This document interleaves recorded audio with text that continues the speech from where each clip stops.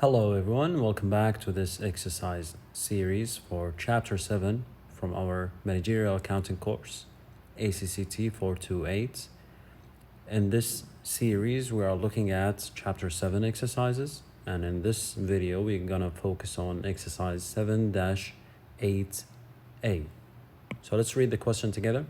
It says, Dickey Books buys books and magazines directly from publishers and distributes them to grocery stores. The wholesaler expects to purchase the following inventory. Dickey Books accountant prepared the following schedule of cash payments for inventory purchases. Dickey Books suppliers require that 90% of purchases on account be paid in the month of purchase. The remaining 10% are paid in the following or the month following the month of purchase. Okay, and here we have the details of the required purchases with the amounts all being on account. So for April, the Dickey Books would need to purchase stock worth $70,000, for May $80,000, and for June $95,000. And here we have the schedule of cash payments for Dickey Books. But as you notice, we have the amounts for both the month of May and June missing. So what's required? A, complete the schedule of cash payments for inventory purchases by filling in the missing amount. So let's start with that. I have already prepared the cash or the schedule of cash payments for inventory purchases for Dickey Books. And as you can see here, for the first line, we have payment for current accounts payable, which all we need to do is just follow the rule that was given to us. So as you can see, the rule is right here. 90% of purchases on account be paid in the month of the purchase, and the remaining 10% are paid in the month following the month of purchase. Okay, so for April, for example, as you can see, 90% of that should be paid in the in that same month, in the month of April. So 70,000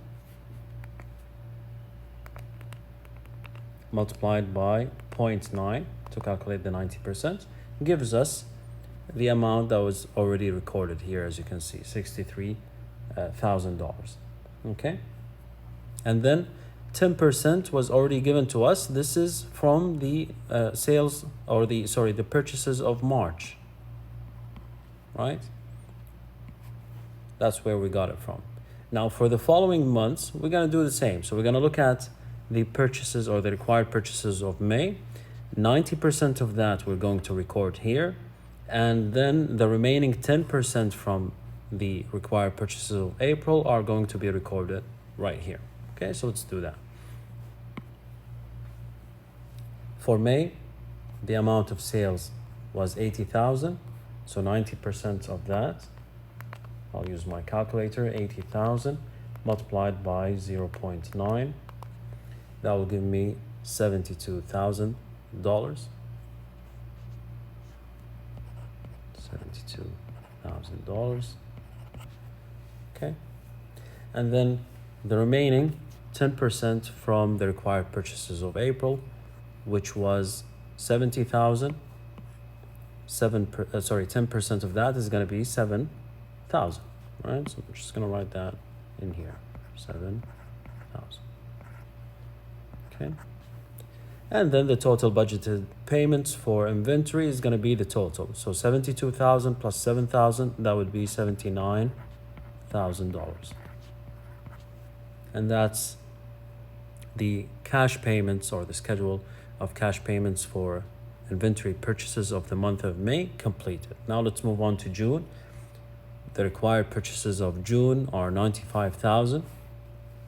So we'll take 95,000 multiplied by 0.9. That would be 85,500. Okay, so that represents the 90% of the required purchases that would be settled or will be paid in cash in the same month. Okay, and then we're going to be left with the 10% from the month of May purchases, The month of May purchases was 80,000. So 10% of that is going to be $8,000 that would be paid in the following month of June. Okay, 85,500 plus 8,000, that would be 93,500. And that would be the schedule of cash payments for inventory purchases completed, part A. Now let's move on to part B. Part B says determine the amount of accounts payable the company will report on its pro forma balance sheet at the end of the second quarter. Now, here we have the details of the second quarter, right? April, May, and June. And as you can see, as the question told us that the company pays 90% of the required purchases, they settle that in cash in the same month, and they only leave 10% of what they have purchased and pay that in cash in the following month, right? So here we have April, 90% of the purchases was settled here, and the remaining 10% was settled in the following month. Same thing for May. 10% or 90% of May purchases were settled in the month of May, and the remaining 10% was settled in June. Okay, so for June, same thing will happen. 90% would be settled in the month of June, as we have done here, and the remaining 10% only is going to be left in the accounts payable. It should be settled in the following month, so in July, right?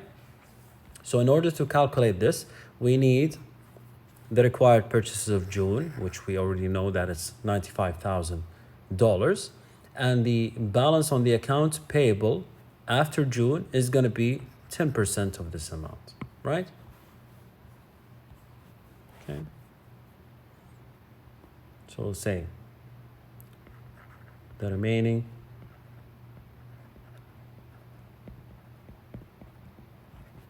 balance in the accounts payable account is going to be 10% of the required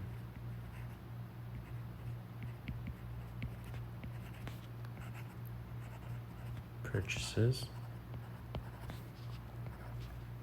of the last month in the quarter.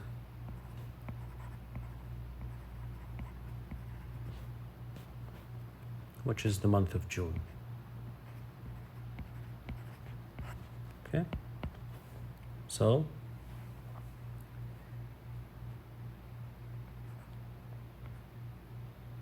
accounts payable balance is going to equal $95,000 multiplied by 10%, and that is going to equal 9,500. Okay, and that would be the answer to part B. All right, this is how you would solve a question similar to this particular exercise, exercise 7-8A. I hope that you found this video useful. Until I see you in the next video, inshallah, thank you for watching. Take care.